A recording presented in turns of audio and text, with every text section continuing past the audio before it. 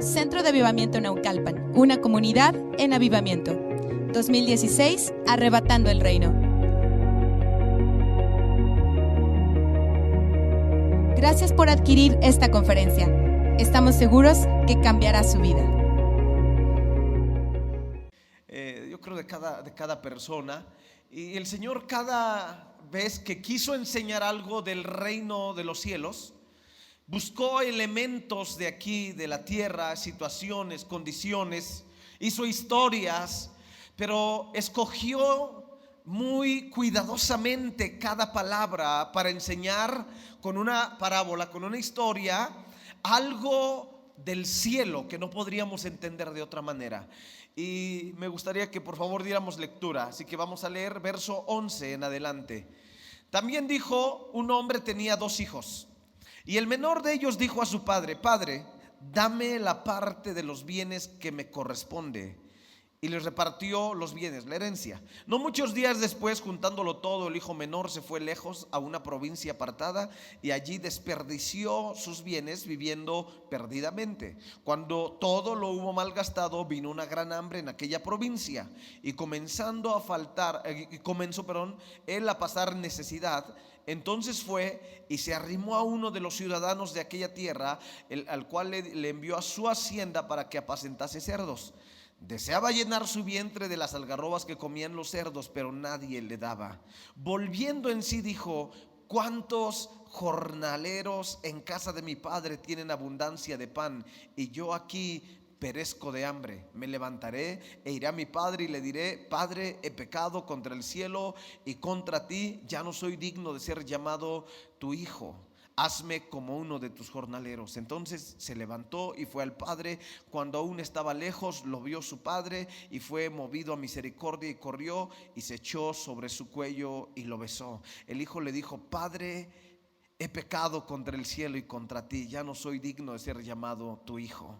Pero el padre dijo a sus siervos: saquen el mejor vestido y vístanle, y pongan anillo en su dedo y calzado en sus pies, y traigan el becerro gordo y mátenlo, y comamos y hagamos fiesta, porque mi hijo era muerto y ha revivido, se había perdido y es encontrado. Y comenzaron a regocijarse. El hijo mayor estaba en el campo. Al regresar cerca de la casa, oyó la música y las danzas, y llamando a uno de los criados le preguntó qué era aquello. El criado le dijo: tu hermano ha regresado, y tu padre ha hecho matar el becerro gordo por haberlo recibido bueno y sano. Entonces se enojó y no quería entrar. Salió por tanto su padre y le rogaba que entrara, pero él respondiendo dijo al padre: tantos años hace que te sirvo, no habiéndote desobedecido jamás, y nunca me has dado ni un cabrito para gozarme con mis amigos. Pero cuando vino este hijo tuyo, que ha consumido tus bienes con rameras, has hecho matar para él el becerro gordo. Él entonces le dijo: hijo, tú siempre estás conmigo y todas mis cosas son tuyas, pero era necesario hacer fiesta y regocijarnos, porque tu hermano estaba muerto y ha revivido, se había perdido y ha sido encontrado. Qué historia tan impresionante. Cuando estaba leyendo la historia durante la semana, este pasaje lo leía una y otra vez, y siempre este pasaje lo hemos mencionado en la parábola del hijo pródigo, ¿sí? Pero la realidad es que este pasaje no habla tanto del hijo, escúcheme, como habla de la casa del padre. Ahora, este pasaje nos habla de lo que es la iglesia. La iglesia es la casa del Padre. Ahora, la iglesia debe ser, estamos caminando hacia allá, pero debe ser un lugar donde casi estamos en el cielo. Yo sé que volteas al lado y dices: falta mucho, pero ten fe. O sea, la iglesia debe ser comenzar a experimentar y disfrutar el cielo, una probadita del cielo aquí en la tierra. Tristemente, cuando pensamos en la iglesia, muchas veces pensamos en otras cosas y no pensamos en que la iglesia es la casa del Padre, pero realmente la iglesia es la casa del Padre. Y esta historia es impresionante. Un padre tiene 2 hijos y el hijo menor le dice: Padre, danos la herencia. Ahora, la herencia se podía dar, se tendría que entregar cuando el padre moría, entregaban la herencia, o cuando los hijos cumplían 30 años les podían entregar la herencia. Probablemente fue el caso de este hijo. Entonces él pide la herencia, el padre está bien, reparte la herencia a cada uno de sus hijos. El hijo menor toma la parte que le corresponde, junta todo y se va a una provincia alejada, porque él pensó que fuera de la casa había algo mejor que en la casa. Y mucha gente que está en la casa del Padre llega a creer que probablemente afuera hay algo mejor que en la casa del Padre, pero la verdad es que no.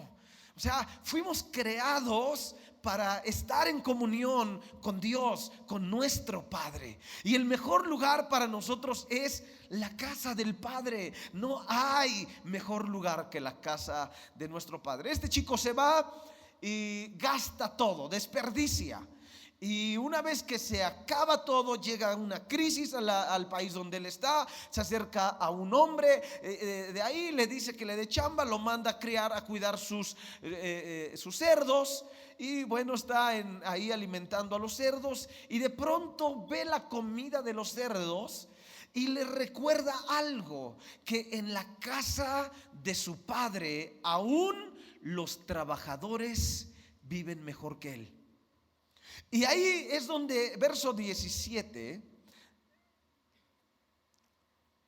dice: volviendo en sí, dijo: ¿cuántos trabajadores en la casa de mi padre tienen abundancia de pan y yo aquí perezco de hambre? O sea, la situación le lleva a darse cuenta que está mal. Y vuelve en sí. O sea, estaba fuera de sí, vuelve en sí y dice: ¿cómo estoy?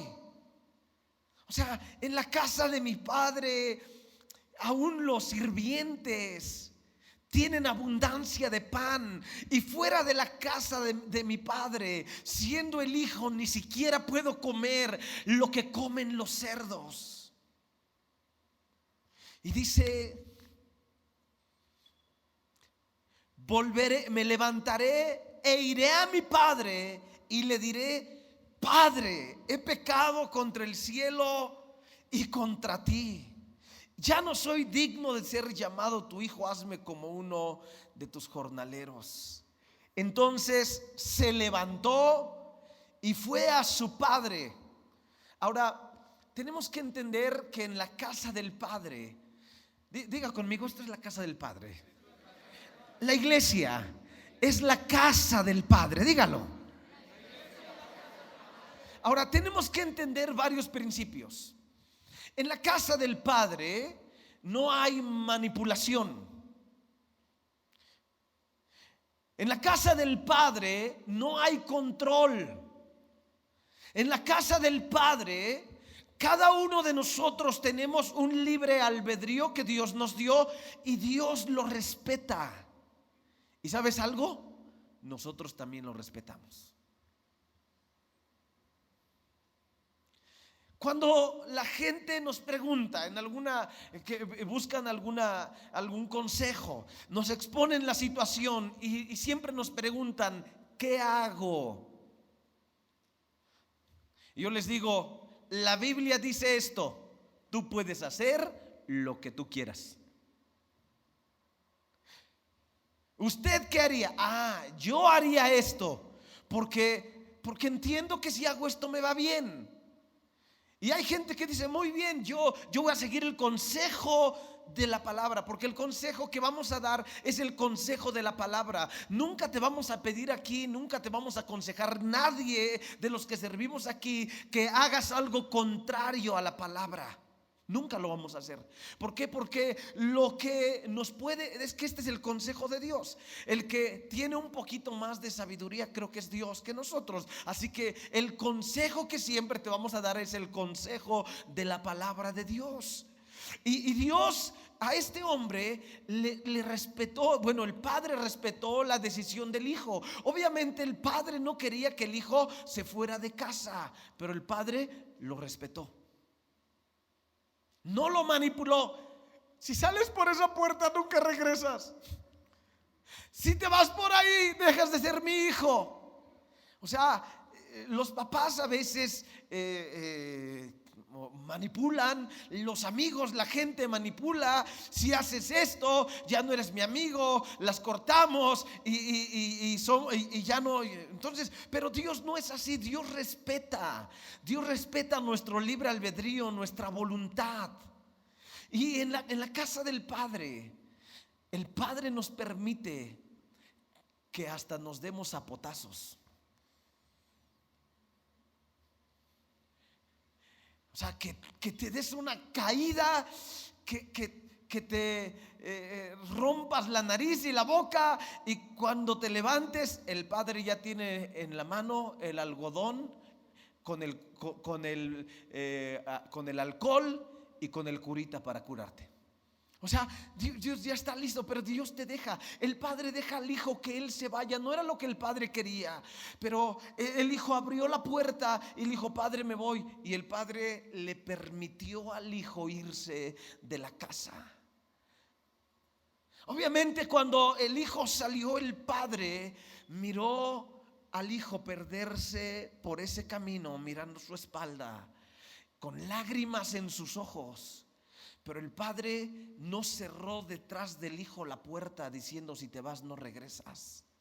El padre lo dejó ir con lágrimas en sus ojos, y el hijo sabía que el padre se había quedado con el corazón dolido porque él había tomado una decisión de irse de la casa.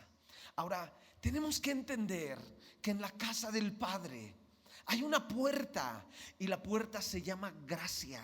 La puerta está abierta, la abrimos. Y cuando alguien quiere salirse de la casa, no le condenamos ni le amenazamos, le permitimos que se vaya y le decimos: cuando vuelvas en sí, la puerta va a estar abierta.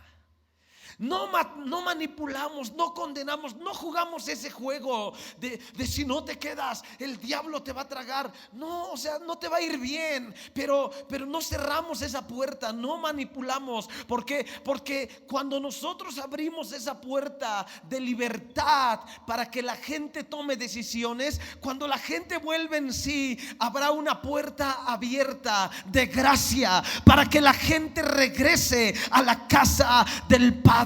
Y esa puerta la dejamos abierta para que haya una puerta de gracia, para que cuando la gente vuelva en sí, regresen a la casa del Padre.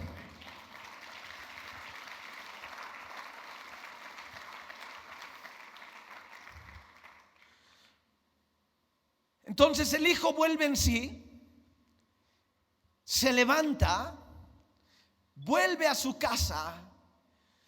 Y qué interesante nos dice la Escritura, que el padre lo vio cuando aún estaba el hijo muy lejos.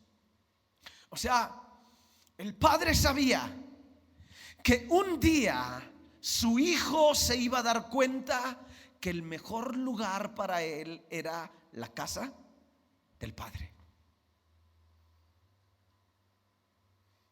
El padre no cerró la puerta, y más aún, el padre cada tarde se salía a contemplar la puesta del sol, leyendo un buen libro y tomando un buen café. Aleluya.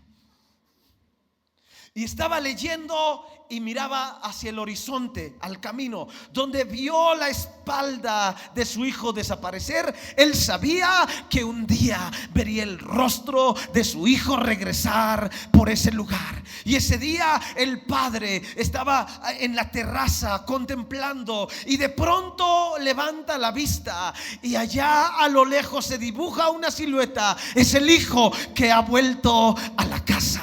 El padre se levanta y corre hacia él. Ahora tienes que entender que la iglesia es la casa del Padre. Cuando tú llegaste hoy, había personas recibiéndote allá afuera, en el estacionamiento, en la entrada. Bienvenido, te sonrieron, algunos te dieron un abrazo, te dijeron qué padre, feliz día del Padre, bienvenido a la casa del Padre.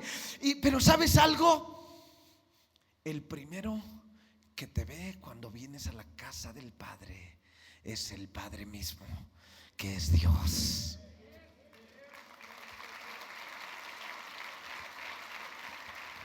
¿Y sabes qué hace el Padre? Cuando el Padre te ve de lejos, el Padre corre hacia ti.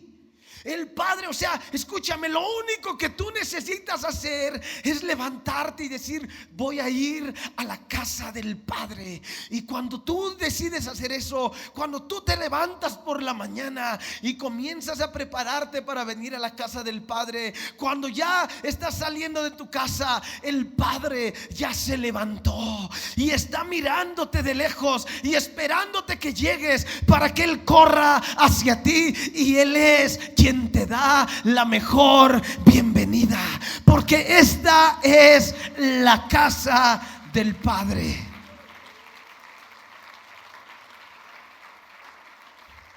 El Padre corre hacia ti, es movido a misericordia. El Padre se abalanza sobre ti, se echa sobre tu cuello y te besa.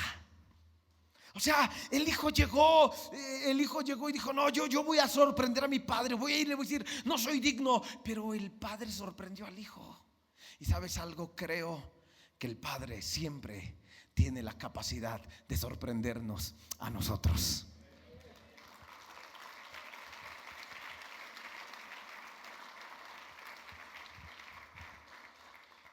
Y cuando el hijo finalmente puede hablar, el hijo dice: Padre. Lo primero que reconoce el hijo es que en la casa está el Padre. Ahora, tenemos que entender una cosa. Una vez que hemos experimentado al Padre en su casa, el ambiente de la casa del Padre. ¿Se acuerdan la primera vez que llegaron a la casa del Padre? ¿Se acuerdan de la primera vez que yo entré? Bueno, ya cuando yo me encontré personalmente con Él y entré a su casa, entré a la iglesia, ahí en Chicago en 1995, entré a la casa. Y cuando entré, sabía que había entrado algo más que a un templo, que a un auditorio donde había gente. Yo sabía que ahí había alguien, y ese alguien era Dios, era el Padre.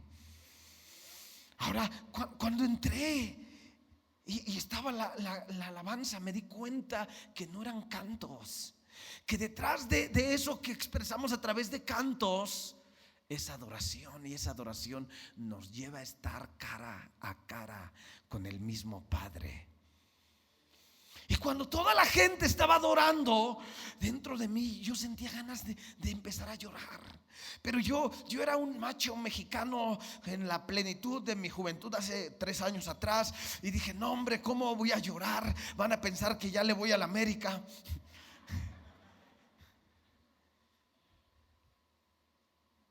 Y solo bastó que yo dije: me voy a quedar hasta acá atrás. Habían casi 2,000 personas en aquel auditorio. Me quedé casi hasta atrás. Y en un momento el pastor dice: ¿cuántos en esta mañana quieren rendir su vida a Cristo Jesús? Bueno, era tarde, en esa tarde. Y yo dije: yo ya me encontré contigo, ya no tengo que hacer eso, ya es una verdad. Y el Señor me dijo: pero tienes que dar testimonio público. Así que levántate desde tu lugar y ve al frente. Y para colmo se levantaron como 3 personas. Y las otras personas que se levantaron se veían sanas y en su juicio cabal. El único que se veía medio gadareno era yo. Entonces imagínate, me levanto desde allá atrás bien gadareno. Y camino todo el pasillo que se me hizo eterno. Llego al frente. Y cuando la gente ve que paso al frente, dicen: wow, Dios alcanzó otro gadareno. Y la gente empezó a aplaudir al Señor. Y yo estoy ahí, el pastor se acerca: ora por mí. Y cuando ora por mí, nada más era como si hubieran abierto una llave. ¡Pum! Empecé a llorar. Se acerca después un hombre americano alto. No le entendí qué dijo, porque él no hablaba español ni yo inglés, pero hablaba otro lenguaje que nunca olvidaré, el lenguaje del amor de Dios. Se acercó, me abrazó, me raspó con su barba, con su bigote. Yo dije: nunca he tenido tan cerca la barba y el bigote de un hombre. Pero era el amor de Dios. Y después nos llevaron a otro lugar, oraron por nosotros. Y Dios me desarmó. Yo me di cuenta que ahí no solamente era un auditorio, era la casa del Padre. Y que en esa casa estaba el Padre Celestial.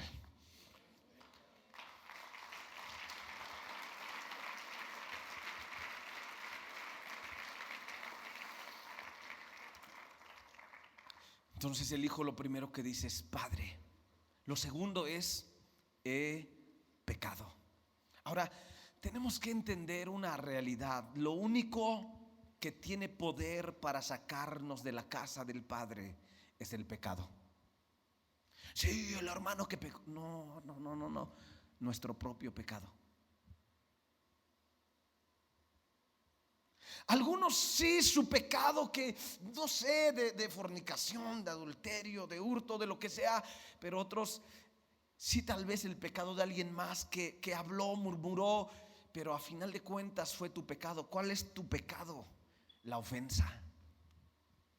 Que pusiste la ofensa en primer lugar antes que el perdón. La pusiste por encima de la sangre de Cristo Jesús. La pusiste por encima del amor del Padre. Entonces tú puedes decir: es que, pastor, yo ya no vengo porque alguien me hirió. Sí, pero tu herida se convirtió en un pecado. Sentirte ofendido, la falta de perdón, y después esa ofensa se convirtió en tu ídolo. ¡Oh! Porque solamente estás pensando en ello todo el tiempo. Y a final de cuentas, lo que te saca es tu pecado. Y este joven reconoce y dice: he pecado. He pecado. Ahora, no pecó cuando se fue a una provincia alejada. ¿Cuál fue su primer pecado? Querer salir de la casa del Padre.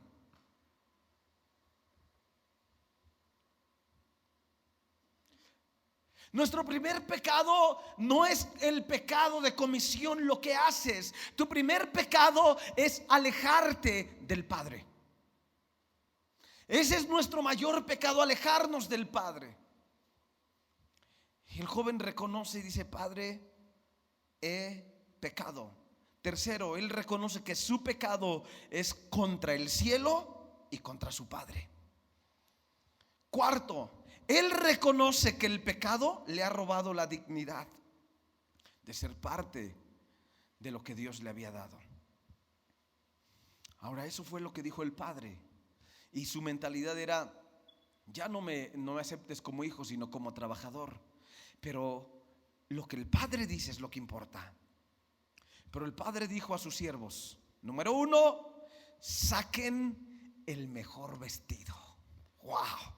Número 2, vístanle. Número 3, pongan anillo en su dedo. Número 4, pongan calzado en sus pies. Número 5, traigan el becerro gordo y mátenlo. Número 6, comamos. Número 7, hagamos fiesta.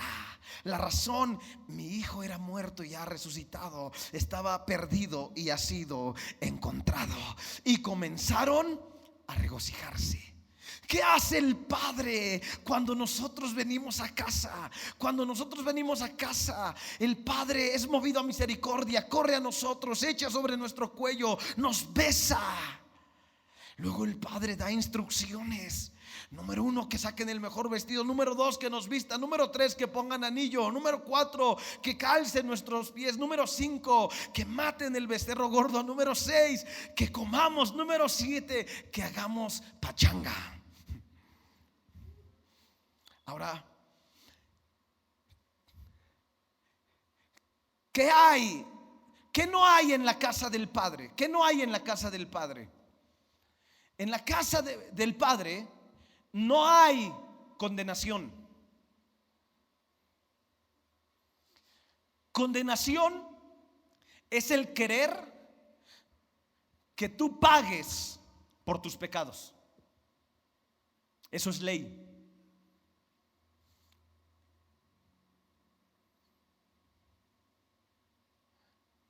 En la casa del Padre hay gracia. O sea, no hay condenación. En el Evangelio de Juan capítulo 8 tenemos la historia de una mujer que fue sorprendida en el acto mismo de adulterio. Y la ley decía que deberían apedrear. Ahora, no a las mujeres, sino a los dos, porque seguramente no estaba adulterando sola. Es ilógico, ¿eh? Entonces trajeron a Jesús, está en una ciudad predicando. Toda la gente vino y los únicos que no vinieron fueron dos grupos: los pecadores y los religiosos. Los pecadores era el hombre y la mujer que estaban cometiendo el acto de adulterio. Es sorprendida la mujer en el acto y la traen. Obviamente no le dijeron señorita, por favor vístase. La arrancaron de la cama, alcanzó a jalar seguramente alguna sábana para medio cubrirse y la comienzan a empujar por la avenida principal hasta llevarla al centro donde Jesús está predicando. Cuando la gente ve que hay una mujer que llevan a empujones semidesnuda, no están diciendo wow, es la reina de la primavera. Todos saben que es una mujer que ha sido encontrada en el acto mismo de adulterio y que la llevan camino a apedrearla, a matarle. La llevan a condenar, pero la traen a Jesús. Ahora, esta situación de los fariseos hacia Jesús era una trampa. ¿Por qué? Porque ellos querían quitar a Jesús de en medio y tenían que descalificarlo. ¿Y cómo podrían descalificarlo? Hablando mal delante del pueblo acerca de Jesús. ¿Y cómo tenían que hacerlo? Tenían que hacerlo válido. La ley decía, Levítico 20:10, tales personas deben ser lapidadas, deben morir apedreadas. Traen a Jesús a la mujer y le dicen la trampa perfecto para ellos. Y le dicen a Jesús: esta mujer fue encontrada en el acto mismo de adulterio. En la ley Moisés dice que hay que matarla por lapidación. Tú pues, ¿qué dices? O sea, esto es la ley. ¿Tú qué vas a hacer? Si Jesús decía no la apedreen, entonces lo iban a acusar de no tomar en serio la ley. Si Jesús decía apedréenla, entonces lo acusarían con el imperio romano, porque estaban ellos subyugados por el imperio romano y el imperio romano les permitía llevar a cabo su religión, pero no les permitían la pena de muerte. Entonces ellos dijeron: tenemos la trampa perfecta. Entonces, como insistieran en preguntarle, Jesús levanta el rostro, se le pone en pie, les mira a ellos, todos ellos con sus piedras en sus manos, listos para apedrear a la mujer. Jesús les mira y les dice: el que de ustedes esté libre de pecado, sea el primero en arrojar la piedra contra ella. Entonces la persona que iba a ser lapidada tendría que arrodillarse, y la persona que arrojaba la primera piedra tendría que pararse detrás de la persona con una piedra así, piedra, no terrón, una piedra, y tendría que arrojarle la piedra en la nuca con el afán de matarle. El que arrojaba la primera piedra era el que ejecutaba el juicio. Entonces, pero si la persona que arrojaba la primera piedra no estaba libre de pecado, pecado, entonces le iría mal. Entonces Jesús les dice: el que esté libre de pecado sea el primero, sea su juez, el que no tiene pecado.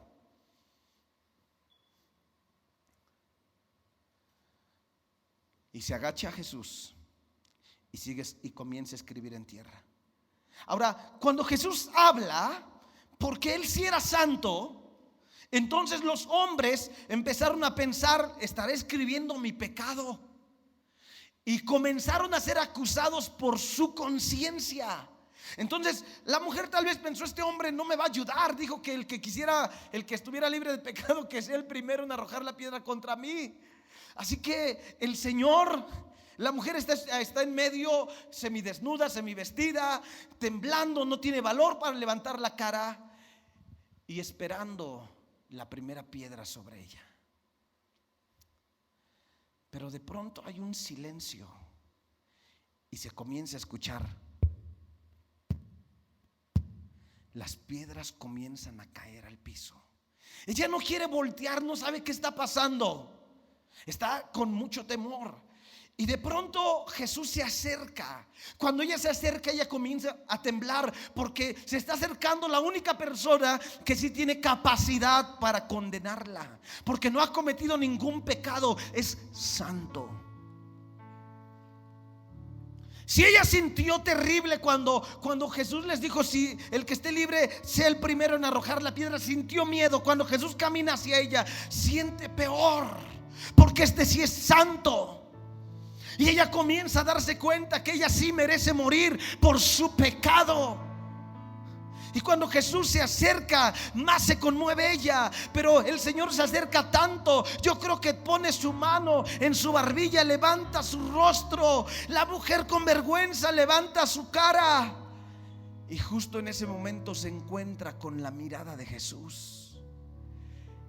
Y se da cuenta que aunque Él sí puede matarla, en sus ojos encontró el amor que estaba buscando en el pecado.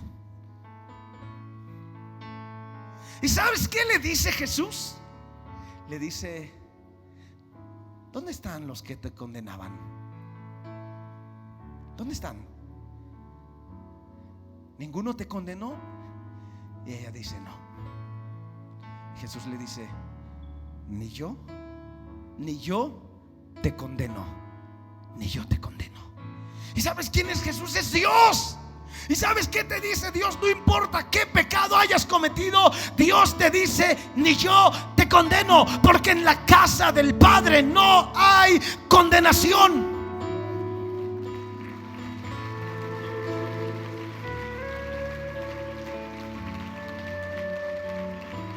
Ahora, yo sé que gente que ha cometido pecado se siente condenada. ¿Sabes por qué te sientes condenado?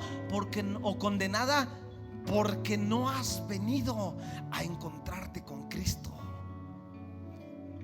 No has venido desnudo a Él y decirle: este es mi pecado. Porque tienes miedo, porque no conoces al Padre. Piensas que el Padre te va a decir: míralo, te hice bien, mira cómo estás.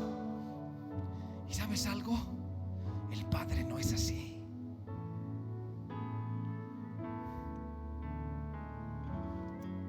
El otro día estábamos en casa y mi hijo David quería una salsa para unas papas. Está en el despensero. Entonces va corriendo al despensero, lo escala, ¿no? Y luego abre el despensero, pero se cae una bolsa de arroz, de lentejas, y se atora y se rompe la bolsa y hace un regadero. Su mamá está arriba y sus hermanas también. Y me dice: papá. Le digo: ¿qué? Dice: tengo un gran problema. Oye, y le digo: ¿cuál es tu gran problema? Dice: ya la regué. Le digo: ¿qué? La bolsa de lentejas. Le digo: wow, es un gran regadero, hijo. Pero no te preocupes, vamos a levantarlo juntos. Levantamos, no quedó ni una lenteja. Le dije: cuando baje tu mamá, ni cuenta se habrá dado que tuviste un gran problema. Y así es con Dios. Llegas con Dios: oh, Dios, tengo un gran problema. ¿Qué hiciste? Forniqué. Y dice Dios: ese no es ningún gran problema. Ya pagué por ese pecado en la cruz del Calvario.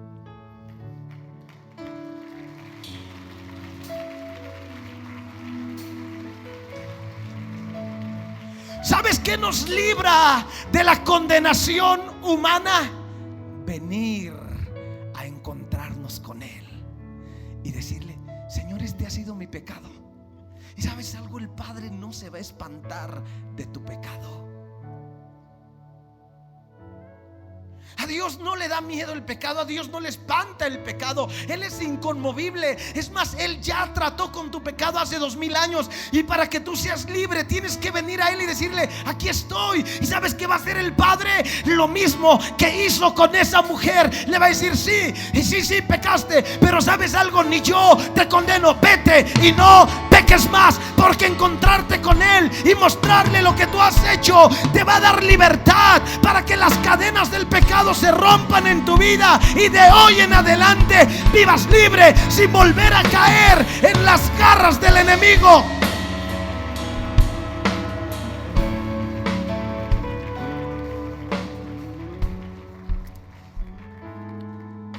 ¿Qué más no hay en la casa del Padre? No hay condenación. Segundo, no hay rechazo. O sea, el Padre vio al Hijo y no hizo lo que David cuando regresó a Absalón. No le dijo: está bien, pero vete, no quiero ver tu rostro. O sea, lo recibió, pero lo rechazó. Y el Padre no hace eso con nosotros. Cuando tú vienes, el Padre no te rechaza. El Padre te extiende los brazos y te dice: hijo, te estaba esperando. Y el Padre corre hacia ti y se echa sobre tu cuello y te besa, aunque hueles a cerdo. No te rechaza el Padre. No le da asco al Padre. El Padre se acerca y te abraza. Te permite acercarte a Él lo más cerca que puedas para escuchar su corazón. También en la casa del Padre no hay acusación. No te acusa el Padre. El Padre no te dice: está bien, entra, pero nunca se te olvide de dónde te rescaté, miserable hijo apestoso, de malgastaste todo y mira cómo regresó. O sea, el Padre no hace eso. No hay condenación, no hay rechazo y no hay acusación. Si en la casa del Padre no existe eso, yo quiero estar ahí.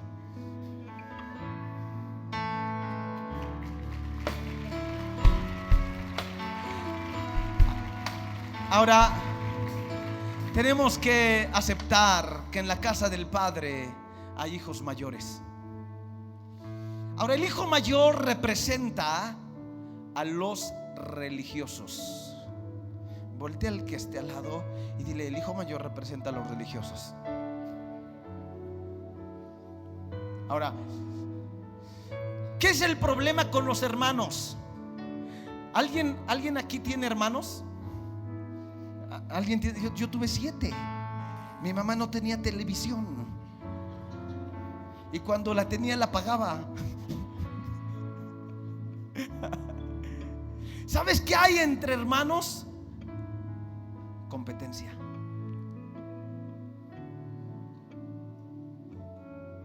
Cuando tú hiciste algo mal, buscas quién de tus hermanos hizo algo peor, para que no te castiguen a ti y toda la ira caiga sobre tu hermano. Entonces, los hermanos mayores, que aquí representan los hijos del Padre religiosos, que su religión los saca de estar en la comunión con el Padre. Los hermanos mayores son los que van a querer acusarte, condenarte y rechazarte. Porque el hijo estaba bien hasta que el hijo mayor, hasta que se enteró que el hijo menor llegó. Como que el hijo mayor dijo: qué buena casa estoy yo, qué santo soy, nunca desobedezco, siempre trabajo, siempre estoy con mi padre, no como el perverso de mi hermano que anda con prostitutas, que se malgastó la herencia del padre y hasta huele a puerco.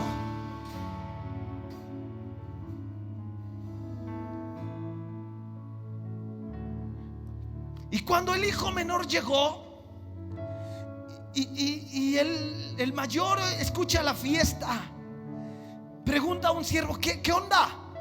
Y le dijo: tu hermano menor llegó y tu padre sacó el becerro gordo, lo mató y hizo party, hizo pachanga. Y se enoja porque en la mentalidad de los religiosos, los pecadores que se enlodaron hasta los tuétanos con los cerdos no tienen derecho a gozar de la casa del Padre. Y cuando un pecador se acerca y el Padre lo ama, los religiosos se enojan. ¿Sabes? En la casa del Padre, es más, el Padre ni siquiera habló del pecado, porque al Padre no le interesa tu pecado, porque tu pecado ya fue cubierto en la sangre de Jesucristo hace 2000 años. Lo único que necesitas es levantarte y venir a la casa.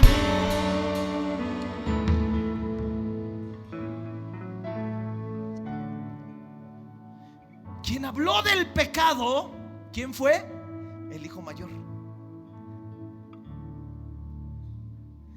El hijo mayor fue el que dijo: este andaba perdido y con prostitutas. El padre no mencionó el pecado, fue el hermano mayor. Ahora, cuando estamos aquí en la iglesia, seguramente en algún momento te has encontrado con algún hermano mayor que se acerca y se te queda viendo diciendo: uy, hace como 3 meses que ni vienes y de pronto te apareces, ¿y qué te crees? Dale chance. No se ha dado cuenta que es un viejo religioso o una vieja religiosa. Dile: ¿sabes algo? Vine a la casa del Padre a ver al Padre, y sé que al ver al Padre te tengo que soportar a ti. Que Dios te bendiga.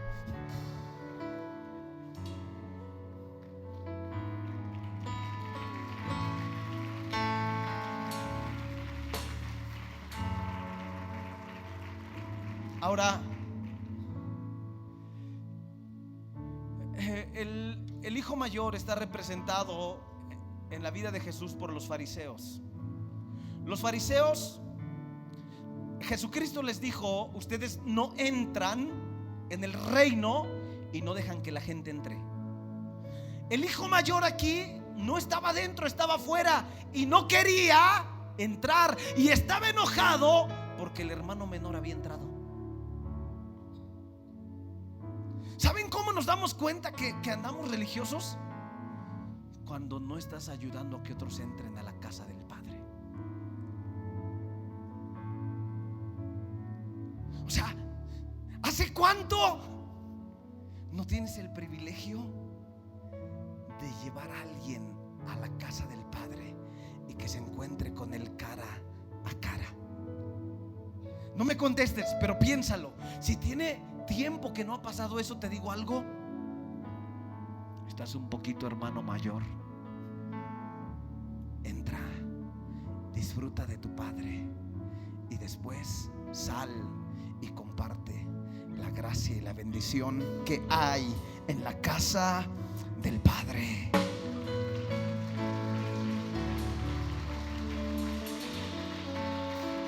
Ahora, ¿qué sí hay? ¿Qué sí hay en la casa del Padre? Número 1, está el Padre. O sea, la primera persona que está aquí es Dios, nuestro Padre celestial. Donde 2 o 3 estén congregados en mi nombre, he aquí yo estoy en medio de ustedes. O sea, la primera persona que está aquí es nuestro Padre celestial. es lo primero que hay en su casa. Segundo, hay abundancia de pan. ¿Ya viste a Dios como tu Padre? ¿O te cuesta trabajo? Por el trasfondo de nuestra cultura, lo que hoy somos una cultura que le cuesta muchísimo trabajo ver a Dios como nuestro Padre. Es más fácil verlo como nuestro patrón, como nuestro Señor, pero no podemos ni verlo como amigo, ni verlo como nuestro Padre.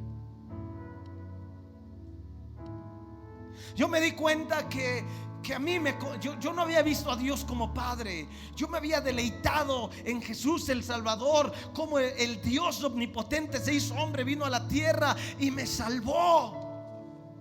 Y recuerdo que por ahí de noviembre, diciembre del año 95, yo me quedé sin trabajo viviendo en Chicago. Había obviamente invierno, ahí es invierno. Es todo lo contrario al infierno. Es un infierno frío ahí. Por eso Dios mandó a los más malos allá. ¿No es cierto? Y me acuerdo que yo confundí el trabajo con el llamado. Y prediqué más de lo que puse atención a mi trabajo, y que me corren. Y no me corrieron por malo, sino por no dedicarme el tiempo correcto a hacer aquello para lo cual me habían contratado.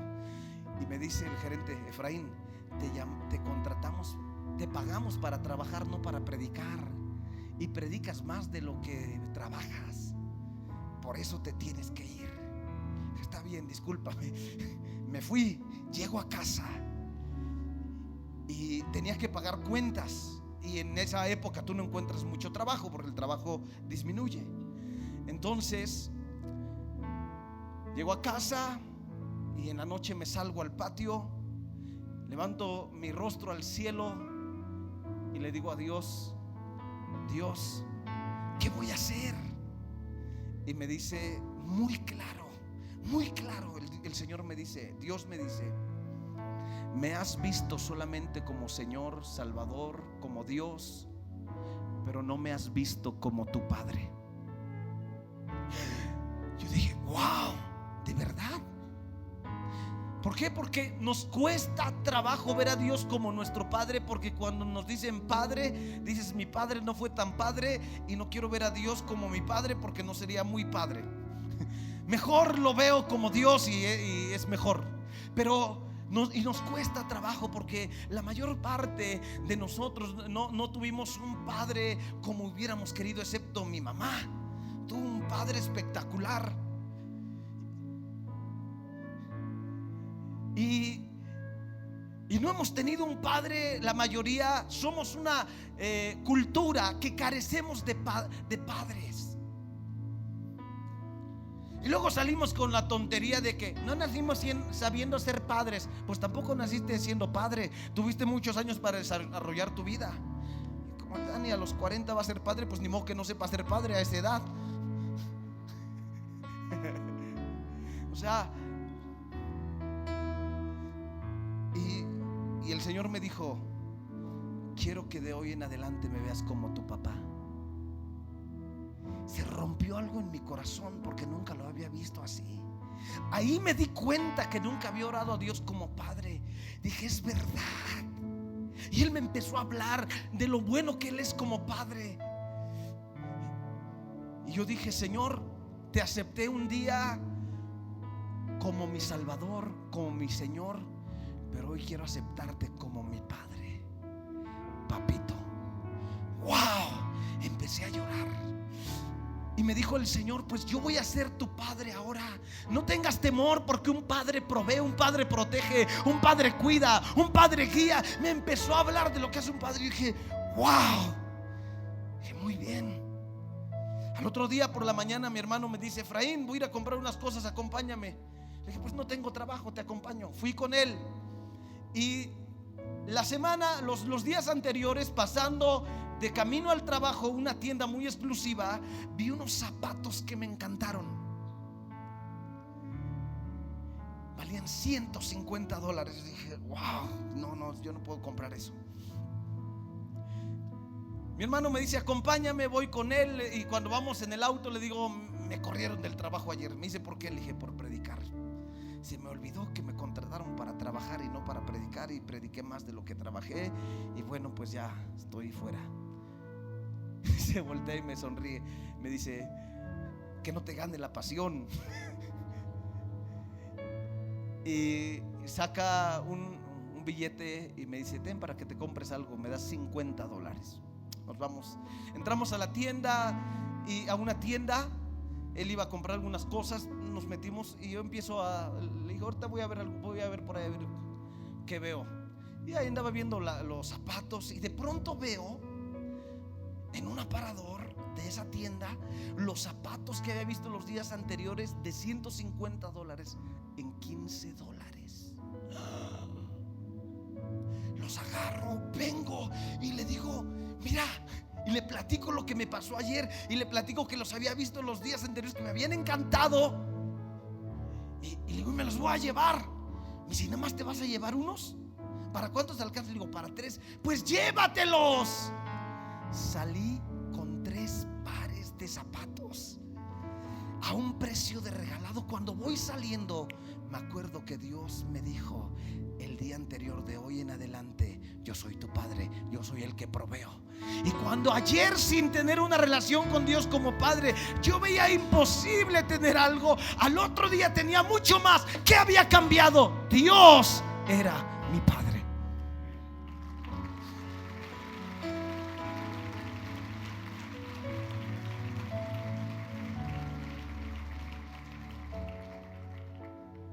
En la casa del Padre está el Padre, hay abundancia de pan. Y cuando me refiero a pan, me refiero, la Biblia nos habla del pan. El pan es Cristo, es Él, es su comunión, es su presencia, es su bendición, es su provisión, es su protección, es todo lo que Él, todo lo que el Padre puede darnos. En la casa del Padre hay misericordia. Misericordia significa la palabra amor a la miseria. Cuando Dios ve en la condición que venimos, Dios se conmueve, es movido a misericordia, se levanta, corre hacia nosotros y nos da su amor. Porque en la casa del Padre hay misericordia y hay amor del Padre. En la casa del Padre hay restauración y restitución. Ahora, tenemos que entender bien esto. Restauración es que el Padre mandó al Hijo a bañarse, lo restauró de la condición en la que venía. Pero restitución es que el Padre pidió que sacaran el mejor vestido, se lo pusieran, que tomaran un anillo y se lo pusieran. El anillo en aquel entonces significaba autoridad. El anillo no había timbres para enviar cartas. Entonces, cuando alguien enviaba un escrito, tomaba su anillo, era un sello, y sellaba la cera y sellaba la carta y la enviaba con el anillo. El anillo significaba autoridad. Entonces el Padre está no solamente restaurando de su condición, sino restituyendo a la posición de hijo, de autoridad, donde él estaba antes de abandonar la casa. Y ¿sabes algo? Dios no solamente te restaura, no solamente te lava de tu pecado, rompe las cadenas del pecado. El Padre te levanta a la dignidad de hijo, te da autoridad, te viste de vestiduras nuevas, pone anillo y calzado en tus pies. Aleluya.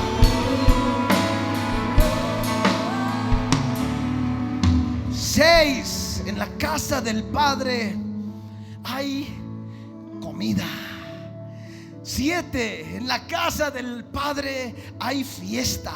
8, en la casa del Padre hay resurrección. 9, en la casa del Padre hay regocijo. 10, en la casa del Padre hay música.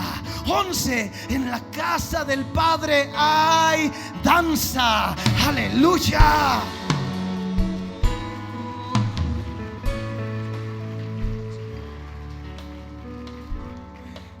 Dígale al que está al lado suyo: entonces, si la iglesia es la casa del Padre, a la iglesia venimos a gozar y a disfrutar. Aleluya. Vamos a ponernos en pie, por favor. Número 12. En la casa del Padre hay un cordero. Génesis capítulo 3. El hombre pecó, quedó desnudo y avergonzado. El padre descendió y el hijo, Adán y Eva, se escondieron.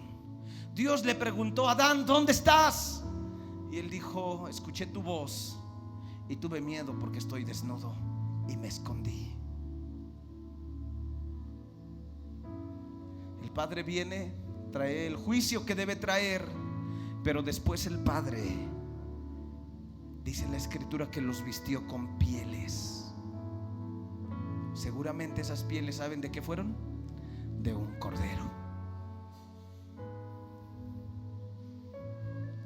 Y esa vestidura a Adán y Eva en el huerto representa la vestidura que Dios va a ponernos a nosotros cuando venimos a casa, porque al igual que Adán, el pecado nos ha desnudado de la vestimenta que el Padre nos dio. Pero ese cordero también representa al cordero que hay en Génesis capítulo 22, cuando el Padre pidió a Abraham: entrégame al Isaac. Y Abraham tiene atado a Isaac aquí en el altar, tiene el fuego puesto, tiene el cuchillo listo para degollar a Isaac. Y el Padre le llama y le dice: Abraham, detente, no le hagas daño, ya entiendo que temes a Dios. Y Abraham voltea, y cuando voltea hacia atrás hay un cordero en ese lugar. Y entonces Abraham toma a su hijo, lo quita de ese lugar, toma el cordero y lo pone en este lugar. Y entonces Abraham tiene de vuelta en casa a su hijo, porque un cordero tomó su lugar.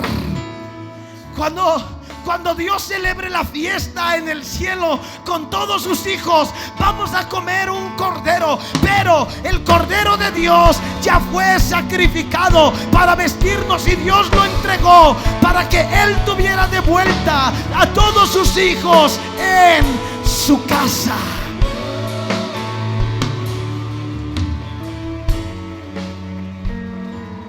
Puedes levantar tus manos al Señor un momento y decirle en esta mañana al Señor: aquí estoy en tu casa.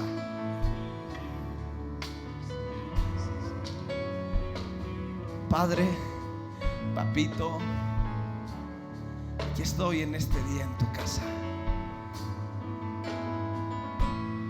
Y solo puedo estar aquí hoy porque ese cordero tomó mi lugar en aquella cruz.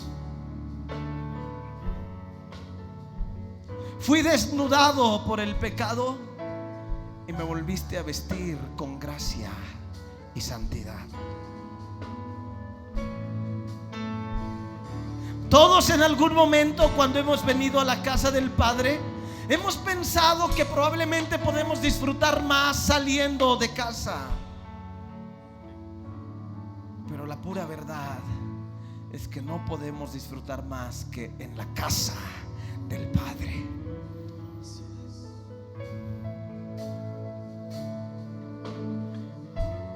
Y en la casa del Padre, primero que todo está Él, el Padre, su amor, su misericordia, su gracia, su perdón, su favor. Y la gente está dispuesta a hacer cualquier cosa por el simple hecho de ser amados, de sentirse amados. Una señorita está dispuesta a destruir su vida, quedando embarazada, por irse una noche con aquel jovencito que le dijo: te amo. ¿Por qué? Porque el ser humano fue creado para amar y ser amado. Y cuando no disfrutamos del amor del Padre, pensamos que salirnos de casa vamos a recibir ese amor que necesitamos. Las mujeres que están solas piensan que tener un esposo sería lo que satisfaría su corazón, pero no es así.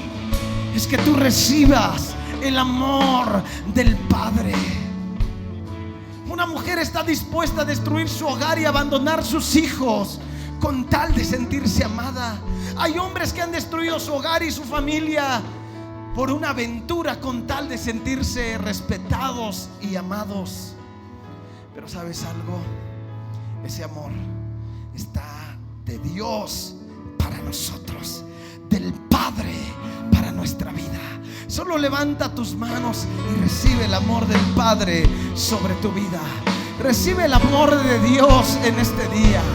Dile: Padre, aquí estoy en esta mañana y quiero pedirte que tu amor, como dice tu palabra, el amor tuyo ha sido derramado puro en nuestros corazones. En este día, Señor, puedo levantar mis manos y disfrutar de tu amor. Ya no soy huérfano, estoy en la casa del Padre, estoy con mi Padre, disfrutando de su amor, de su presencia, de su gozo, de su gracia.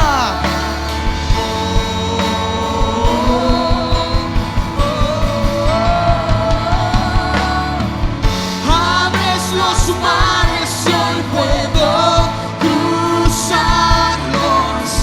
Perfecto amor venció el temor. Me rescataste y hoy puedo cantar. Soy un hijo de Dios. Abres los mares y hoy puedo cruzarlos. Perfecto amor venció el temor. Me rescataste y hoy puedo cantar. Soy un hijo de Dios. Soy un hijo de Dios. Soy un hijo de Dios. Soy un hijo de Dios. Abre los mares. Soy un hijo de Dios. Abres los mares y hoy puedo cruzarlos. Perfecto amor venció el temor. Me rescataste y hoy puedo cantar. Soy un hijo de Dios. Soy un hijo de Dios. Soy un hijo de Dios. Soy un hijo de Dios. Puedes darle un aplauso al Señor. Vamos a hacer algo. Por favor, muévete un poquito de tu lugar y dale un abrazo a 5 hermanos, hombres, mujeres, mujeres. Y dígale: estamos en la casa del Padre. Y permite que el amor del Padre sea ministrado a tu hermano, a tu hermana, y que ellos ministren a ti también el amor del Padre.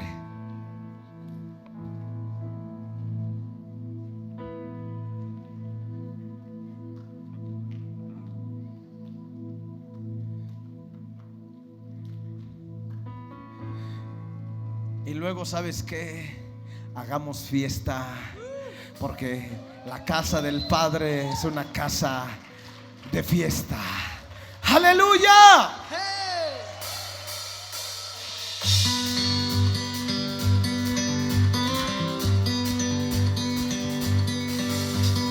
En pecado estaba yo, en vergüenza y en dolor, sin descanso en mi interior. No encontraba dirección. En sus hombros el canto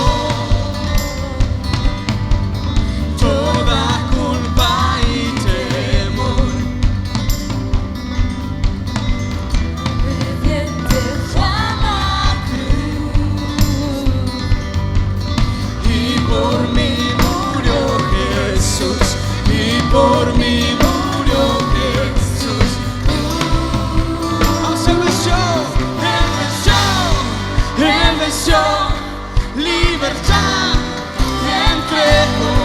Él venció, Él venció, Cristo resucitó. A la muerte derrotó, con poder resucitó. Nos vamos a cantar y a celebrar, celebrar que ¿están listos para celebrar? ¡Vamos!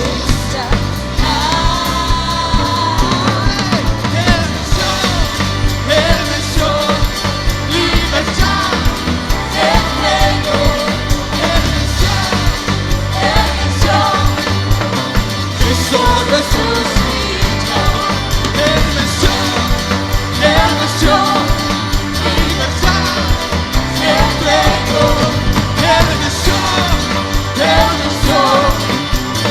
Cristo resucitó. Cristo resucitó. 1, 2, 3, la la la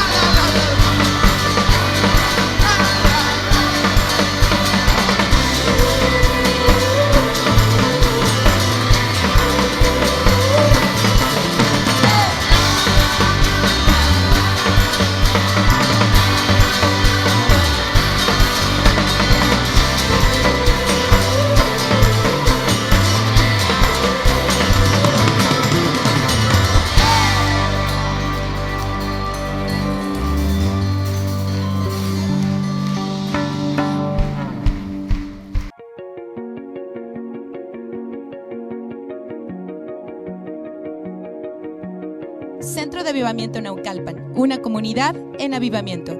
2016, arrebatando el reino.